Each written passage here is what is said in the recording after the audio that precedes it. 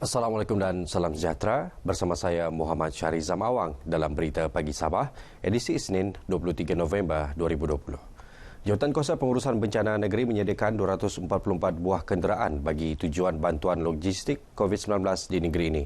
Daripada jumlah tersebut, sebanyak 63 buah kenderaan digunakan untuk mengangkut pesakit COVID-19. Manakala 12 buah kenderaan digunakan untuk menghantar bakul makanan ke lokasi sasaran. Menteri Kerajaan Tempatan dan Perumahan Sabah, Datuk Seri Panglima Masidi Manjun dalam kenyataan berkata, baki 169 kenderaan pelbagai jenis bersedia digerakkan jika perlu. Menurut Datuk Masidi, sebanyak 311 kes baharu positif COVID-19 dilaporkan di negeri ini semalam menjadikan jumlah kumulatif kini 23,193 kes. 3 kes kematian turut direkodkan iaitu masing-masing satu di Sandakan, Tawau dan Kota Kinabalu menjadikan angka korban kini 192. Tiada kluster baharu dilaporkan. Sementara sebanyak 398 kes sembuh direkodkan manakala 2,385 pesakit masih menerima rawatan iaitu 660 orang di hospital dan 1,725 orang di pusat kuarantin dan rawatan COVID-19 berisiko rendah PKRC. Seramai 67 pesakit dirawat di unit rawatan rapi dengan 18 orang memerlukan alat bantuan pernafasan. Tahap peratusan penggunaan katil pada 36.27% daripada jumlah keseluruhan 6,576 katil di hospital dan PKRC. Sementara itu, sebanyak 208,341 bakul makanan diagihkan kepada golongan sasar.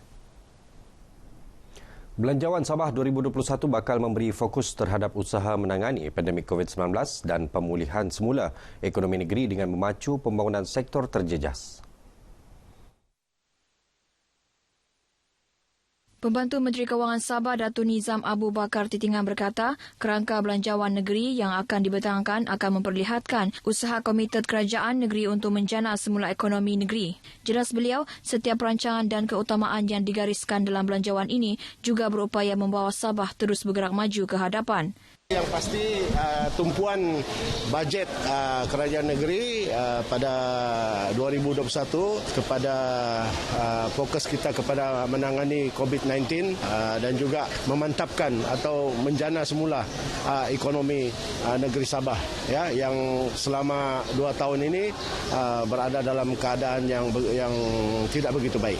Beliau ditemui selepas menyampaikan bantuan bakul makanan kepada penduduk kampung Titingan yang disumbangkan Yayasan Taiwan Buddhist Zuci Tawau. Terima kasih ada ini hari dapat bantuan kepada itu suku. Terima kasihlah.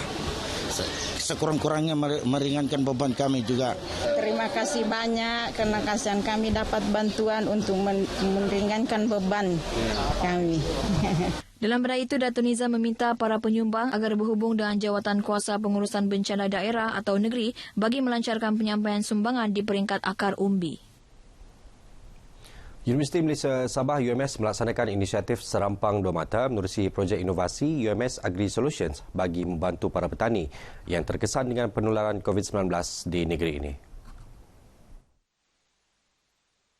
Bercakap kepada RTM, penyelaras UMS Agri Solution, Dr. Yasmin Oi berkata, susulan kesukaran para petani memasarkan hasil pertanian mereka akibat pelaksanaan Perintah Kawalan Pergerakan Bersyarat PKPB, pihaknya memperkenalkan kaedah pemprosesan hasil pertanian kepada produk makanan yang tahan lama. Hasil usaha para penyelidik UMS, beberapa produk makanan telah dan bakal dihasilkan termasuk serunding kubis dan cuka nanas. Dr. Yasmin yang juga pensyarah kanan Fakulti Sains Makanan dan Pemakanan UMS berkata, sambutan produk makanan tersebut amat menggalakkan. Selain itu, kita juga ada 3 kumpulan yang membangunkan digital application, apps untuk membantu memasarkan produk tempatan tersebut.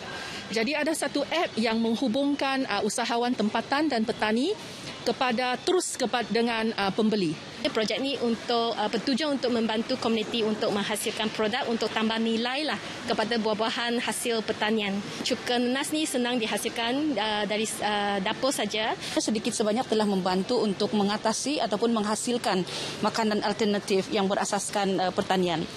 Jadi untuk masa hadapan kami berharap agar kualiti serunding kubis ini akan dapat dipertingkatkan lagi melalui penyelidikan dan inovasi. Keperitan dan kesusahan hidup rakyat Sabah yang terjejas akibat pandemik COVID-19 terus mendapat perhatian pelbagai pihak, termasuk badan bukan kerajaan NGO di negeri ini. Persatuan Wanita Impian Negeri Sabah, WINS. Menurut pengurusi WINS, Mahira Bahar, lebih 600 ketua isi rumah KIR mendapat manfaat bantuan bakul makanan menerusi program Tabung Rakyat Jaga Rakyat melibatkan peruntukan dianggarkan bernilai RM40,000. Agihan bantuan ini juga melibatkan susu tepung bagi bayi berumur bawah 2 tahun. Dana tersebut adalah hasil sumbangan daripada pelbagai pihak, termasuk orang perseorangan dan beberapa NGO lain dari Semenanjung. Golongan yang minta ni, dia ada banyak golongan yang memang betul-betul terputus pekerjaan, langsung tidak ada pekerjaan. Walaupun PKPB tamat, saya pun ada juga tanya kan, sekarang ni PKPB ekonomi jalan, sepatutnya dia orang ada kerja. Tapi bila saya tanya, rupanya dia orang ni ada yang kerja kontrak, ditamatkan kontrak. Mahira ditemui pemberita RTM selepas menyerahkan agihan sumbangan bakul makanan dan air mineral kepada 25 KIR di Kampung Kebagu, Kota Kinabalu. Agihan sumbangan diserahkan kepada Wakil Penduduk Kampung Kebagu, Fadila Madiasin. Semoga dengan pemberian ini dapat meringankan tekanan maksud saya dalam keadaan PKPD sekarang ini. Semoga badan NGO ini akan diberikan pahala, diluaskan rezeki dan diberikan kesihatan yang baik. Ketika penguatkuasaan Perintah Kawalan Pergerakan PKP pada Mac lalu, WINS turut mengagihkan bakul makanan kepada lebih 800 KIR yang terjejas. Pertubuhan Badan Bukan Kerajaan NGO My Fund Action terus menyantuni masyarakat di negeri ini. Terbaru, menerusi misi kemanusiaan rezeki umat, pertubuhan itu menyalurkan barangan keperluan kepada 80 penduduk kampung di Dewan Undangan Negeri Don Liawan, Keningau yang terjejas akibat banjir kilat baru-baru ini. Ketika ditemui RTM, Ketua Unit Operasi My Fund Action Cawangan Sabah, Nur Syafiqah Kasim berkata, program misi kemanusiaan tersebut digerakkan sejak pelaksanaan Perintah Kawalan Pergerakan PKP pada Mac lalu dengan kira-kira 20,000 bakul makanan telah diagihkan kepada penduduk yang memerlukan. Program menyampaikan bantuan ni rezeki umat, dan rezeki umat ni sebenarnya kami dah bermula sejak tahun lepas, tapi sejak pandemik, sejak PKP memang dah gencar lah sampaikan bantuan. Dan kalau untuk seluruh Sabah, insyaAllah dah menghampiri hampir 20,000 penerima lah seluruh Sabah sepanjang PKP yang first sehingga hari ini. Bantuan hari inilah sedikit sebanyak membantu kami masa yang banjir hari itu. Saya dan semua yang ada di sini yang terkena banjir ucapkan terima kasih lah atas bantuan yang diberi. Terima kasih lah karena ada bantuan hari ini, karena kami kesan kena musibah. Pada hari ini ada bantuan, bersyukurlah Allah Subhanahu Wa Taala karena ada bantuan, ringan sedikit beban kami karena kesan ada bantuan dari pihak yang berwajib. Selain Keningau, program sama turut diadakan di Tawau dan Sandakan. Seramai 100 ahli Persatuan Cina Muslim Malaysia Mak Mahasabah menerima sumbangan bakul makanan dan wang tunai RM300 setiap seorang. Bantuan tersebut daripada sejumlah RM40,000 yang disalurkan Jabatan Perdana Menteri Hal Ehwal Agama melalui Jabatan Kemajuan Islam Malaysia, JAKIM Sabah. Ketika ditemui RTM, pengurusi Makmah Sabah Richie J. Cheng memaklumkan bantuan tersebut bagi meringankan beban ahli makmah di negeri ini yang terkesan dengan pelaksanaan Perintah Kawalan Pergerakan bersyarat PKPB. Makmah Sabah membuat sumbangan kepada masyarakat di mana tidak kira agama, bangsa. Kami turun bersama dengan tim-tim kami dari Makmah Sabah untuk membantu yang terjejas pada masa PKPB ini. Sebelum ini saya masuk Muslim since 1999. Ini first time saya dapat bantuan. Saya berterima kasih sebab saya dapat bantuan hari ini. 刚好啊，暂时没有工作，可以帮忙一点哦。就是这样子，就知道这边有这个华裔穆斯林协会，我们就要参加了。我们要sambayang solat都要5次，要帮助人，还要rezeki。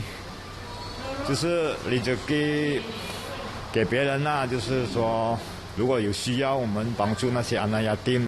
Richie juga memaklumkan Makmah Sabah turut menjalankan aktiviti secara dalam talian termasuk perbincangan dan program ilmu bagi memastikan perkembangan sosial yang positif dalam kalangan ahlinya. Setakat ini ahli Makmah Sabah mencecah 10,000 orang. Kadar pematuhan prosedur operasi standard SOP dalam kalangan pengusaha premis makanan di Sandakan berada pada tahap tinggi sepanjang pelaksanaan Perintah Kawalan Pergerakan Bersyarat PKPB di daerah itu. Tinjauan RTM mendapati pengusaha premis makanan patuh SOP ditetapkan termasuk hanya membenarkan 2 orang pelanggan duduk bagi setiap meja yang disediakan. Pelanggan yang tidak mematuhi SOP tidak dibenarkan masuk. Kami ikut SOP lah, seperti bila menyediakan makanan kami mesti sediakan sudu dan siram air panas lah semua dengan mematuhi SOP lah seperti cek suhu, daftar dan sintesa. Walaupun ada arahan sudah di mana restoran sudah kita boleh dibenarkan untuk dine in, tetapi kita still juga mematuhi arahan SOP yang telah ditetapkan. Walaupun kita cuma take away sahaja belum dine in, tetapi kita still mematuhi SOP yang telah ditetapkan oleh MKN. Amat memuaskanlah supaya yang kita tahu sekarang ini kita kena ikut arahan Kementerian Kesihatan dan kerajaan, kita kena patuhilah. Memang baguslah. Sekarang apapun boleh orang berniaga sudah kan. Jadi ekonomi kita pun boleh meningkatlah. Pengusaha premis makanan juga menyediakan alat pengimbas suhu, buku daftar pelanggan, cecair pembasmi kuman selain kod imbas MySejahtera. Sekian berita pagi Sabah. Jangan lalai, terus waspada. Pandemik COVID-19 belum berakhir. Assalamualaikum dan salam sejahtera.